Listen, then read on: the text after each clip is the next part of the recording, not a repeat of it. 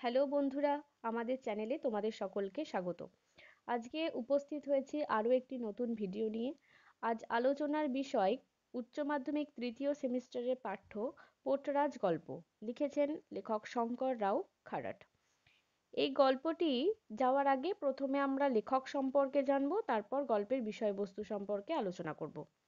তোমরা যারা প্রথম আজ আমাদের ভিডিও দেখছো তারা অবশ্যই আমাদের চ্যানেলটিকে সাবস্ক্রাইব করে ভিডিওটি লাইক করে দিও। আর স্কিপ না করে প্রথম থেকে শেষ পর্যন্ত দেখতে থাকো, অবশ্যই তোমাদের উপকারে আসবে এবং তোমরা গল্প সম্পর্কে ভালোভাবে বুঝতে পারবে। আর বন্ধুদের সঙ্গে শেয়ার করতে একদম ভুলো না। আমাদের বিভিন্ন বিষয় নিয়ে আলোচনা এর আগে হয়েছে, তোমরা আমাদের চ্যানেল ভিজিট করে সেখান থেকে দেখে নিতে পারো।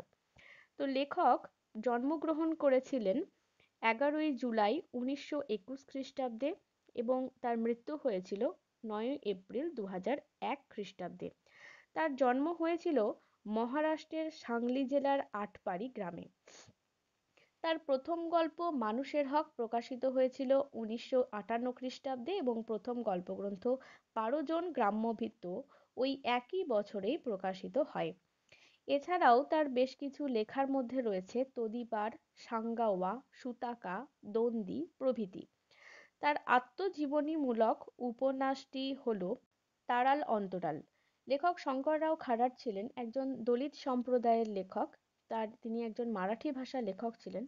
Doctor B.R.. আম্বেদকরের প্রভাবে তিনি প্রভাবিত হয়েছিলেন এবং তারই প্ররোচনায় তিনি প্রবুদ্ধ ভারত পত্রিকার সঙ্গে যুক্ত হন এবং সাহিত্য জগতে প্রবেশ করেন। এই যে গল্পটি, এটি অনুবাদ করেছেন সুনন্দন চক্রবর্তী এবং মূল গ্রন্থ হচ্ছে 12 জন গ্রাম্যভৃত্য। অনুবাদক সুনন্দন চক্রবর্তী পেশায় ছিলেন একজন সাহিত্যিক এবং লেখক। এই গল্প লেখক সম্পর্কে আমরা কিছু জানলাম, এবার আমরা চলে যাব গল্পের আলোচনায়।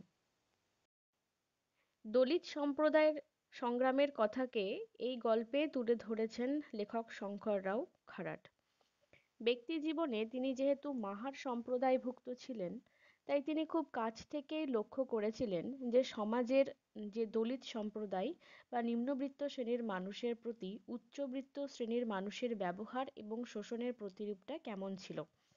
এবং তিনি যেহেতু ডক্টর বি.আর. আম্বেদকরের প্রবুদ্ধ ভারত পত্রিকায় কাজ করেছিলেন, সুতরাং সেই পত্রিকায় কাজ করার সূত্রে প্রচুর মানুষের কাছাকাছি আসার সুযোগ পেয়েছিলেন। তাই তিনি নিজের সম্প্রদায় এবং আশেপাশের বিভিন্ন নিম্নবিত্ত সম্প্রদায়ের মানুষের জীবনযাত্রা কেমন সেটা খুব ভালোভাবে লক্ষ্য করতে পেরেছেন, যা তার সাহিত্য রচনায় আহ, প্রতিরূপ দেওয়ার ক্ষেত্রে খুব গুরুত্বপূর্ণ ভূমিকা পালন করেছে। এই গল্পে দেখা যাচ্ছে যে মাহার সম্প্রদায়ের দামা পোটরাজ তিনি হচ্ছেন দেবী মারি আইয়ারের পূজক এবং তিনি দেবতার সেবক হলেও প্রকৃতপক্ষে তিনি উচ্চবর্ণের দাসত্বের শৃঙ্খলে আবদ্ধ। উচ্চবর্ণ তাকে দেবীর পূজক হিসেবে মানে, অথচ তাদের মতো মানুষগুলোর জীবনযাত্রা সম্পর্কে নির্বিকার থাকে। ধর্মের নামে তাদের উপর চলতে থাকে শোষণ। গল্পে দেখা যাচ্ছে যে গ্রামে ওলা ওঠার প্রকোপ বৃদ্ধি পেয়েছে এবং প্রত্যেকটি ঘরে সেই একই চিত্র এবং গল্পের যে প্রধান চরিত্র পোটরাজ দামা এবং পোটরাজ দামাও সেই রোগে আক্রান্ত হয়েছে, তার স্ত্রী খুব দুশ্চিন্তাগ্রস্ত হয়ে পড়েছে। কিন্তু দেবীর পূজার জন্য গ্রামের সাধারণ মানুষ যারা রয়েছে, উচ্চ বর্ণের যে মানুষরা রয়েছে, তারা কিন্তু দেবীর পুজো কিভাবে হবে সেই নিয়ে বেশি চিন্তিত। দামা পোটরাজ সে সুস্থ হবে কিনা বা তার শারীরিক অবস্থা নিয়ে কিন্তু কারুর কোনো চিন্তা নেই। তো গল্পের প্রত্যেকটি লাইন ধরে ধরে আমরা পড়ে দেখব যে কি বলা হচ্ছে গল্পে। গ্রামের পোটরাজ দামার বাড়ির আবহাওয়া ভারী, মানে একটু দুঃখিত আবহাওয়া। ভারী মানে এখানে দুঃখজনক পরিবেশের কথা বলা হচ্ছে। সমস্ত জায়গায় কেবল লোকেরা হাঁটুর ওপর মাথা রেখে বসে। দামার বউয়ের চোখ জল ভরা। থেকে থেকেই সে শাড়ির আঁচল দিয়ে চোখ মুছছে। পাড়ার বউঝিরা আসছে, একটুক্ষণ থেকেই চলে যাচ্ছে। মাঝে মাঝে কেউ না কেউ এসে দৌড়ে দাঁড়াচ্ছে। এখানে দৌড় কথার অর্থ হচ্ছে দরজা। অর্থাৎ দামা পোটরাজ যেহেতু অসুস্থ, তাই তার স্ত্রী খুব চিন্তিত হয়ে রয়েছে যে সে কিভাবে সুস্থ হবে এবং আশেপাশের লোকজন তাকে দেখতে আসছে এবং কেউ একটুখানি দাঁড়াচ্ছে এবং মাঝে মাঝেই কেউ আসছে এবং দরজার কাছে এসে দাঁড়িয়ে তার খোঁজ নেওয়ার চেষ্টা করছে। লোকে এসে শুধোচ্ছে দুর্পদ পোর্টরাজ কেমন আছে। এখানে দুর্পদ হচ্ছে দামা পোর্টরাজের স্ত্রীর নাম। এখনো প্রাণটুকু খালি আছে বাবা, করুণ মুখে জবাব দিচ্ছে সে। ভেবো না, ভালো হয়ে যাবে, ভালো হয়ে যাবে। কাঁদছো কেন? সারা গায়ে একই অবস্থা, প্রায় প্রত্যেক বাড়িতেই অন্তত একজন বিছানায়। অর্থাৎ যখন খোঁজ নিতে আসছে কেউ এবং জানতে চাইছে যে দামা পোর্টরাজ কেমন আছে, তখন দুর্পদ অর্থাৎ দামার স্ত্রী তিনি জানাচ্ছেন যে খুব একটা ভালো নেই, শুধু প্রাণটুকু বেঁচে আছে এইটুকুই আশ্বাস, তাছাড়া ভালোর কোনো লক্ষণ দেখা যাচ্ছে না। তখন তাকে যিনি দেখতে আসছেন তিনি একটা আশ্বাস বাণী দিয়ে যাচ্ছেন বা তাকে সান্ত্বনা দিচ্ছেন। জানি বাবা, তাও ভয় লাগে। দূরপথ কারু যাওয়ার সময় হলেই সে যাবে, আর যার যাওয়ার সময় হয়নি, যাই রোগ হোক না কেন সে টিকে যাবে। অর্থাৎ তাকে সান্ত্বনা দেওয়া হচ্ছে যে দূরপথ যার মৃত্যুর সময় হয়ে যাবে তাকে তো যেতেই হবে, কিন্তু যার মৃত্যুর সময় হয়নি সে যতই রোগ হোক না কেন, যে কোনো বিপদই আসুক না কেন, সে বেঁচে যাবে। জানি বাবা ঠিক, কিন্তু বড় কঠিন রোগ। অর্থাৎ দূর্পদ জানছে সেই সত্যটা, কিন্তু তবুও সে মনকে মানাতে পারছে না। যেহেতু তার স্বামী অসুস্থ, তাই মনে হচ্ছে এই কঠিন রোগে যদি কোনো অঘটন ঘটে যায়। কেউ না বলেছে এখন ঠাকুরের মুখ চাওয়ার সময়, হয়তো এবার মা ঝেঁটিয়ে নিয়ে যাবেন, তার কাছে সকলে সমান। ঠিক এই সময়ে বাড়ির সামনের নিমগাছে একটা কাক চেঁচিয়ে ওঠে। দূর্পদ বলে, এই বাচ্চারা মার বেজন্মাটাকে পোর্টরাজকে ডাকে রে। অর্থাৎ এই যে কাক চেঁচিয়ে ওঠার কথা এখানে বলা হলো, এবং দূর্পদ তাতে রেগে যাচ্ছে। তার কারণটা কি একটু পরেই বলছি। কাক ডেকেই চলে, দূর্পদের ছেলে তার দিকে ঢিল ছোড়ে, ডাকতে ডাকতেই কাকটা উড়ে পালায়। সব সময় বেজন্মাটা আমাদের সাপমন্নি করছে, দূর্পদ গজগজ করে আপন মনে। এ হলো আষাঢ় মাস, সারা আকাশ মেঘে ঢাকা, সামনে ঝিরঝিরিয়ে বৃষ্টি নামছে, মাটি কাদায় আঠালো হয়ে এলো, গুমোট গাছের পাতা একটুও নড়ছে না স্থির, আর ফোঁটায় ফোঁটায় জল ঝরছে। অর্থাৎ যে সময়কালের পটভূমিতে এই গল্পটা লেখা হচ্ছে সেটা হচ্ছে আষাঢ় মাস, এবং দেখা যাচ্ছে যে একটি কাক ডাকছে, সেই কাকটির প্রতি বেজায় রেগে রয়েছে দূর্পদ, কারণ তার মনে হচ্ছে ওই কাক হয়তো ডেকে তাদেরকে অভিশাপ দিচ্ছে। দামার বাড়ির দরজায় একটা কুকুর টানা চিৎকার জুড়ে দিলে শুনে দূর্পদের প্রাণ শুকোয়, সেই আওয়াজের উপর দিয়ে সে চেঁচায়, হে ভগবান, গোর দেয় না কেন কেউ কুত্তাটাকে? ছেড়ে দাও, ভবিষ্যতের কথা বলছে গো। দূর্পাতের পাশে বসা বউটি বলে, তখন দূর্পাতের অন্য পাশে বসা বঞ্চলা বলে, দূর্পা, মারি আইয়ের যাত্রায় গিয়েছিলি তো? অর্থাৎ এখানে দেখা যাচ্ছে যে কাকের চিৎকারে কিংবা কুকুরের চিৎকারে দূর্পদ খুবই রেগে যাচ্ছে এবং চিন্তিত হয়ে উঠছে। কারণ আমাদের সমাজে প্রচলিত হয়ে আছে যে কাক কিংবা কুকুর, বেড়াল ইত্যাদি প্রাণীরা যদি চিৎকার করে বা কান্নাকাটি করে, তাহলে সেটা কোনো অশুভ ইঙ্গিতকে বোঝায়। তো সেই কারণেই তার বাড়ির সামনে যেহেতু কাক এবং কুকুরের চিৎকার করছে, তো দূর্পদের দুশ্চিন্তা হচ্ছে যে সেই প্রকোপটা হয়তো দামার ওপরে গিয়েই পড়বে, তার হয়তো মৃত্যু ঘনিয়ে আসবে। তার জন্যই কাক কিংবা কুকুরের চিৎকারে সে খুব বেশি পরিমাণে রেগে যাচ্ছে। এবং এইখানে একজন মহিলা বঞ্চলা তিনি কি বলছেন যে, দূর্পা, মারি আইয়ের যাত্রায় গিয়েছিলি তো? এখানে মারি আইকে এখানে মারি আই হলেন একজন লৌকিক দেবী। প্রাক-বৈদিক কাল থেকেই তার আরাধনা করা হয়ে আসছে। মারি কথার অর্থ হচ্ছে বৃষ্টি এবং আই কথার অর্থ হলো মা। দেবী দুর্গা ও পার্বতীর সঙ্গে এই লৌকিক দেবীর কিছুটা মিল রয়েছে। গ্রীষ্মের শেষের দিকে বা শরতের শুরুর দিকে এই দেবীর পুজো করা হয়। পুজোর সময় তাকে মানে এই দেবীর প্রধানত পুজো হয় তামিলনাড়ুতে, কিন্তু আমরা এখানে মারাঠি সম্প্রদায়ের মধ্যেও এটা দেখতে পাচ্ছি, মাহার সম্প্রদায়ের মধ্যে। এবং এখানে এই দেবীর পুজো করা হয় প্রধানত বৃষ্টির কামনা করে এবং বসন্ত কলেরা রোগ থেকে পরিত্রাণ পাওয়ার জন্য। এবং আরাধনার সময়টা হচ্ছে গ্রীষ্মের শেষ এবং শরতের শুরুতে, অর্থাৎ বর্ষাকাল যেটাকে বলা হচ্ছে। এবং গল্পেও আমরা আষাঢ় মাসের কথাটা পাচ্ছি, সুতরাং এখানে এই দেবীর পুজোর কথাটা বলা হচ্ছে। যেতে ভুলি কি করে, তা বলিনি, ভাবলাম এই বিপদের সময় যদি ভুলে গিয়ে থাকিস। না মেয়ে, মা যদি নিদয় হন তাকে তো কিছু দিতেই হবে। ছাড় তো, হঠাৎ কথাটা মাথায় এলো বলে বললাম। সব দেবতার মধ্যে ওরে তুচ্ছি করি সাধ্য কি। অর্থাৎ তাকে যখন জিজ্ঞাসা করা হচ্ছে যে পুজোতে গিয়েছিল কিনা, তখন দুর্পদ জানাচ্ছে যে না, সে গিয়েছিল, কারণ তাকে তুচ্ছি করি, অর্থাৎ তাকে তুচ্ছ করার সাধ্য তার নেই, তাকে অবহেলা সে কখনোই করতে পারবে না। ওরে কেউ হেলা করেছে কি টেরটি পেয়েছে, ক্রোধ তেনার বর্ণনার বাইরে। বর্ণনা মানে হচ্ছে বর্ণনা, অর্থাৎ তাকে যদি কেউ অবহেলা করে, তার ফল তিনি হাতে নাতেই দেন, এবং তার যে রাগ সেটা কিন্তু বর্ণনা করা যাবে না। ওরে তুষ্ট রেখে ভালো করেছিস, এবার সে ভালো হয়ে যাবে।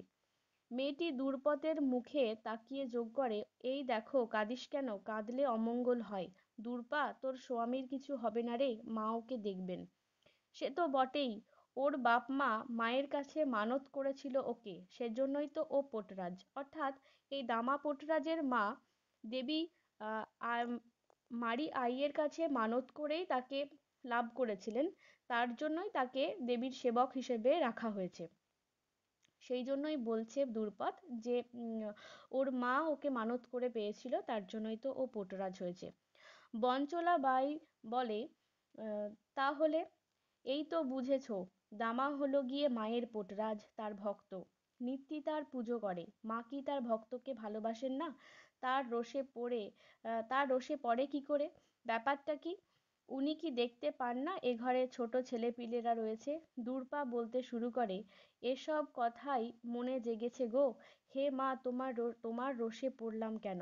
এ বাড়িতে ঢোকা ইস্তক মঙ্গলবারে শুক্রবারে তোমার নামে উপোস করেছি। হে মা, বছর বছর তোমার যাত্রা করি, তোমায় দুধে দইয়ে চান করাই, সবুজ শাড়ি পরাই, কপালে হলুদ কুমকুম দিই, তোমার সুমুখে ভোগ দিই, নারকেল দিই। প্রতি আষাঢ়ে অমাবস্যায় তোমার সামনে স্নানের পর ভেজা শাড়িতে গরান দিই। বছর বছর যেমন পারি তেমন দিই, ছাগল দিতে না পারলে কুকড়ো দিই, তোমার দোরে রক্তের ছড়া দিই। অর্থাৎ দেবীর পুজোর করার জন্য, দেবীর আরাধনা করার জন্য কি কি করা হয় সেই সমস্ত বর্ণনা দিচ্ছে দুর্পদ। তাকে দুধ এবং দইয়ে স্নান করানো হয়, সবুজ শাড়ি পরানো হয়, কপালে হলুদ এবং কুমকুমের ছোঁয়া দেওয়া হয়, এছাড়াও ভোগ হিসেবে দেওয়া হয় নারকেল। তাছাড়াও প্রতি বছর আষাঢ় মাসের অমাবস্যায় ভিজে কাপড়ে, স্নানের পর ভিজে কাপড়ে সেখানে গরান দেওয়া হয়, অর্থাৎ দেবীর সামনে গড়াগড়ি দেওয়ার যে নিয়মটা সেইটা। বছর বছর যেমন পারি তোমায় দিই, ছাগল দিতে না পারলে, এখানে বলিদানের প্রসঙ্গ আসছে। যে কোনো দেবীকে বলি হিসেবে ছাগল বা পাঁঠা বলি দেওয়া হয়। এখানে দুর্পদ বলছে যে ছাগল দিতে না পারলে কুকড়ো দিই, কুকড়ো কথার অর্থ হচ্ছে মোরগ, মোরগ বলি দেওয়া হয়। তোমার দোরে রক্তের ছড়া দিই, অর্থাৎ কোনো না কোনো ভাবে রক্তের স্পর্শ দেওয়া হয় দেবীকে তুষ্ট করার জন্য। মা, এই বাড়িতে যেদিন থেকে বউ হয়ে এসেছি তোমার সামনে পিদিম দিয়েছি, কখনো তোমায় আধারে রেখেছি বলো মা? তোমারে এত ভক্তি করি, তবু আমার কপালে এমন কেন মা? মা, তোমার লীলে বুঝি না। দুর্পদ বলেই চলে বলেই চলে, তার গলায় আরতি। শেষে মারি আইয়ের মন্দিরের দিকে মুখ করে জোর হাত করে সে প্রার্থনা করে। তার সবসময় চিন্তা হচ্ছে যে যে দেবীর সে সর্বদা আরাধনা করে চলেছে, তিনি এত কষ্ট তাকে কেন দিচ্ছেন।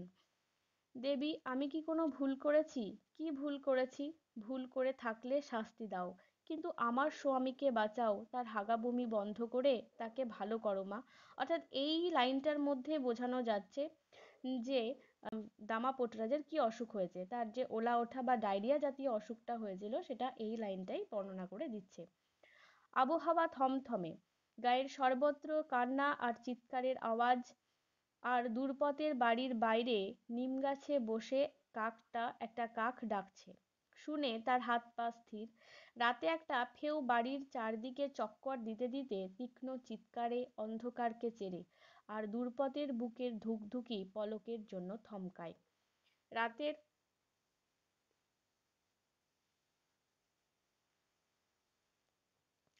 রাতের অন্ধকারে বাড়ির চারপাশে ঘুরছে ফেউ জাতীয় প্রাণী। ফেউ হচ্ছে শিয়াল জাতীয় একটা প্রাণী। এবং এই চিৎকারে, তার তীক্ষ্ণ চিৎকারে অন্ধকার রাত্রে তার দূরপথের বুকের ধুকধুকি পলকের জন্য থমকায়, অর্থাৎ তার এই ভয়ে তার হৃদস্পন্দন বন্ধ হয়ে যাওয়ার মতো উপক্রম হয়। তারপর নতুন দিন হয়। আকাশে মেঘ ঘন করে আসে, চারদিক অন্ধকার খাঁ খাঁ লাগে, বৃষ্টি পড়ছে, সূর্য উঁচু হয়ে যায়, কিন্তু মেঘের জন্য চোখে পড়ে না। এমন সময় গাঁয়ের মোড়ল তার চেলা দুয়ারে আসে, চেঁচিয়ে বলে, দামা বাড়ি আছো নাকি দামা? পোর্টরাজের বাড়ির ভিতর থেকে কোনো জবাব আসে না, এমনকি ফিসফিসানিও না। তাতে মোড়ল গড়া চড়ায়, ওহে দামা, পোর্টরাজ বাড়ি আছে?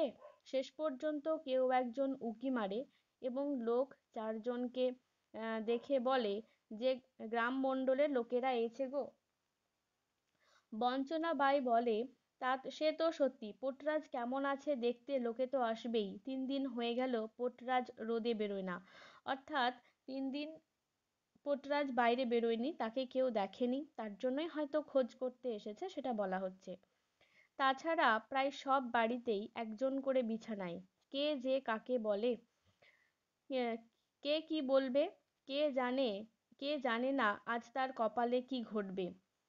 তা ঠিক, তাও সবাই অন্যকে জিজ্ঞেস করে। ভুলো না, দামা গাঁয়ের পোর্টরাজ।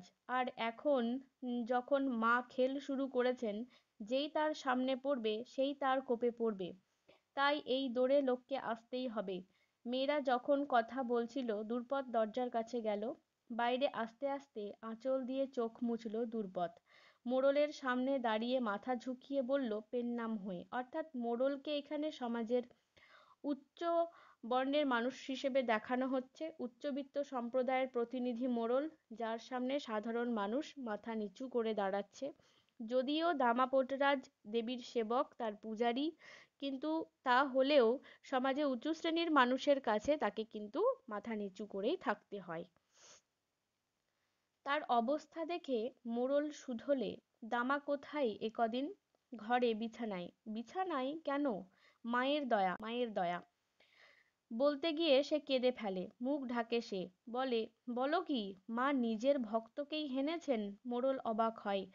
আরেকজন বলে, নয় কেন, মানুষ তো সে। অর্থাৎ দেবীর রোষ, দেবীর যে কোনো দেবতার আশীর্বাদ যেমন সকল মানুষের মাথার উপরেই বর্ষিত হয়, তেমনি কোনো দেবতা যদি রুষ্ট হন, তাহলে তার প্রকোপও কিন্তু সবার উপরেই পড়বে। দেবী বা দেবতার কাছে কেউ কিন্তু কম বেশি নয়, সকলেই সমান। তার জন্য বলছে মানুষ তো সে, সে তো অসুস্থ হতেই পারে। তা ঠিক, কিন্তু তার সকাল সাঁঝ মায়ের ছায়ায় বসবাস। কিন্তু দেবীর চক্কর যখন শুরু হয়েছে, কে যে কোপে পড়বে আর কে পড়বে না তার ঠিক নেই। তা ঠিক, মোড়ল বলে। তারপর দূরপথের দিকে ঘুরে তাকাই। দূরপথ, আমাদের আরেকবার যাত্রা করতেই হবে। হ্যাঁ, করতেই হবে, মাকে খুশি করতেই হবে, কান্নার ফাঁকে ফাঁকে বলে দূরপথ। কিন্তু আমাদের সেবায়েতকে না হলে যাত্রা করা যাবে কি করে?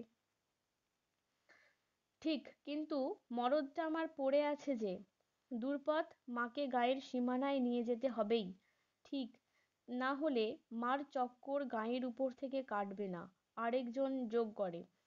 তাই দেবীকে মিছিল করে গায়ের সীমানার বাইরে রেখে আসতে হবে তো। জানি, কিন্তু পোর্টরাজ যে বিছানায় পড়ে আছে, কি করে করবে? মোড়ল এই কথা বলতে দূরপথ বললে, যদি শুধু পোর্টরাজ বিছানায় পড়ে থাকে তা সারা গা যাত্রায় যাবে না কেন? মোড়ল যখন, মানে মোড়ল যেহেতু যাত্রার কথা বলছে, এইখানে একটা নিয়ম প্রচলিত আছে যে, যে দেবীর পুজো করা হচ্ছে, মারি আই দেবী, সেই দেবীর যে মূর্তি বা শিলা যাই থাকুক না কেন, সেটাকে যাত্রা করানোর সময় সারা গ্রাম পিঠে নিয়ে ঘোরাতে হয়। তো সেই কাজটা করে থাকে এই পোর্টরাজ দামা। তার জন্যই তাকে ডাকা হচ্ছে, যে দেবীকে নিয়ে ঘোরানোর যে কাজটা, যাত্রা করার যে কাজটা, প্রদক্ষিণের কাজটা কে করবে। কিন্তু দূরপথ জানাচ্ছে তার স্বামী যেহেতু অসুস্থ, সুতরাং সে এই কাজ করতে পারবে না। কিন্তু মোড়ল তখন রেগে গিয়ে বলছে যে, পোর্টরাজ বিছানায় পড়ে আছে বলে সারা গা কি যাত্রায় যাবে না? এই পুজো কি হবে না? তা কি করে হয়? সে হলো দেবীর পোর্টরাজ, তাকে ছাড়া যাত্রা হবে কি করে? তখন দূর্পদ বলছে যে, যদি পোর্টরাজ যেহেতু অসুস্থ, সুতরাং তাকে ছাড়াই যাত্রা করতে হবে। কিন্তু মোড়ল বলছে যে তাকে ছাড়া যাত্রা হবে কি করে, কারণ সেই তো দেবীকে বহন করে নিয়ে যাবে। তা অবশ্য ঠিক, কিন্তু সে তো উঠতেই পারছে না, নড়তেই পারছে না।